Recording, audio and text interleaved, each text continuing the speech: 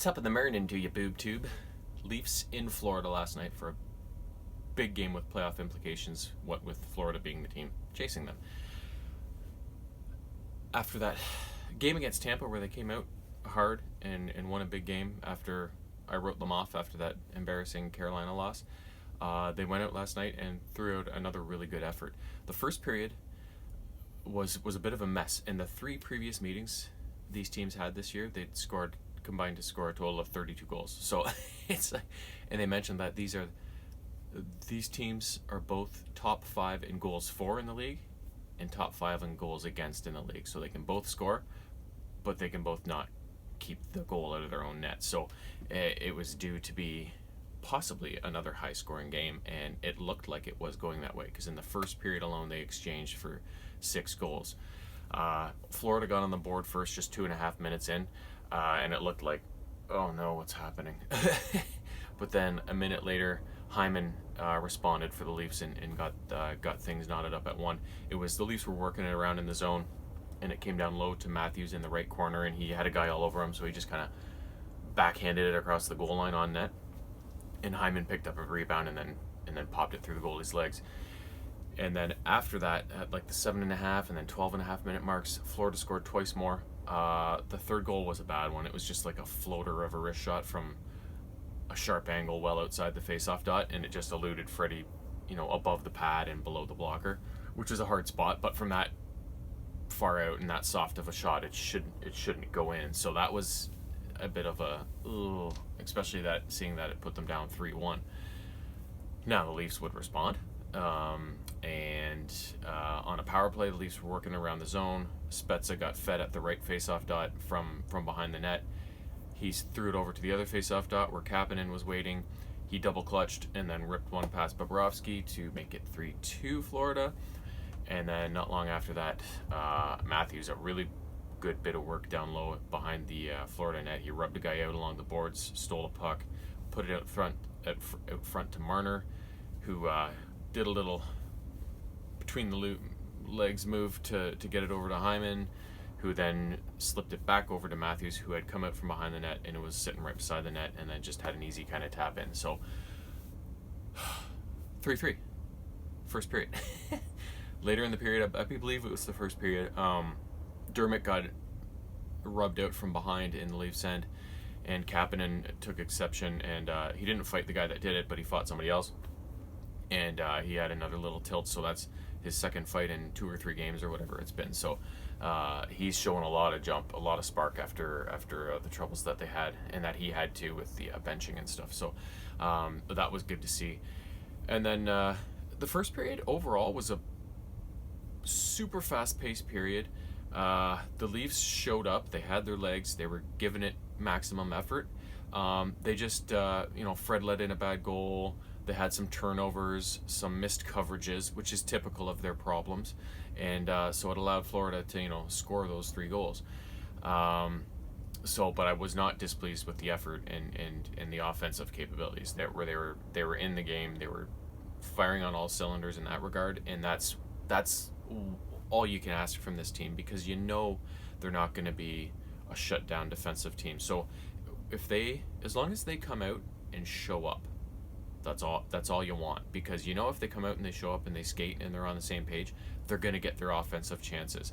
And the more they get their offensive chances, the more they possess the puck, the less chances the other team's going to get in the other direction, right? So that's when the Leafs are at their best, because you can't expect them to be limiting teams to 15 shots a game and getting all these shutouts, because that's just not who they are. So you take the good with the bad with this team. So as long as they're there with the effort and the offense, then that's fine. And then in the second period, I talked about this formula in my last video about how they usually have a pretty good first period. Their second period's fantastic, and then the third period's a bit of who knows what it can be, right? And second period, they did the same thing again. They took the game over. They were all over Florida all period. But lo and behold, there were no more goals. So the second period went by scoreless, despite the Leafs having their best period of the game and really taking it to the Panthers. So, they had such a great period, but we remained deadlocked, right? So Going into the third, I talked about how they get into a defensive shell like a lot of teams do, but they didn't do that in this game because they were tied. So they were still taking it to the Panthers to some degree. It wasn't as good as the second, but it was still a pretty good period, and eventually it paid off. This one was a bit of a a mess. It was almost a goal that didn't happen because the Panthers had a couple chances to get it out, and but a couple good plays by I think first Nylander and then Marinson just to keep it in right at the line, and eventually it would just be thrown on net from the point, and it bounced around and got kicked around, and Clifford had a tight end chance against Bobrovsky, but he stopped it. But then the puck went off to the side of the net where Willie was waiting. He just did a spin, shoot, score. Leafs were up 4-3, and then they really had to hold in there the rest of the way. It was a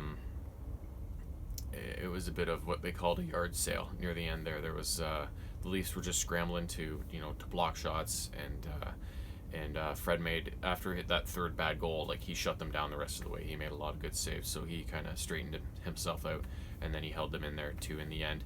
And then eventually the Leafs were scrambling in their own end, and Justin Hall just ripped it down the ice when he got a chance, and it went straight in the net. So empty netter, 5-3 Leafs win. And that was a huge 4-point game basically. So that erases Florida's game in hand that they have on the Leafs. It doesn't erase it, but it makes it less significant at this point. Until the Leafs lose and Florida wins. But that's the way the last 20-something games of the season always go when it's this tight. So over the course of the Leafs' last half dozen games or whatever it's been, when a lot of it's been bad, I've noticed that there's been a few guys that have really been showing up every game no matter what. Kapanen has been really good. Spets has been really good. Muzzin's been really good. And Kerfoot, I think, has been really good. And sometimes a lot of the big boys, they show up one game, they don't show up the next. And the defense has bad games. But the last couple games, everybody's shown up, and it's been really good.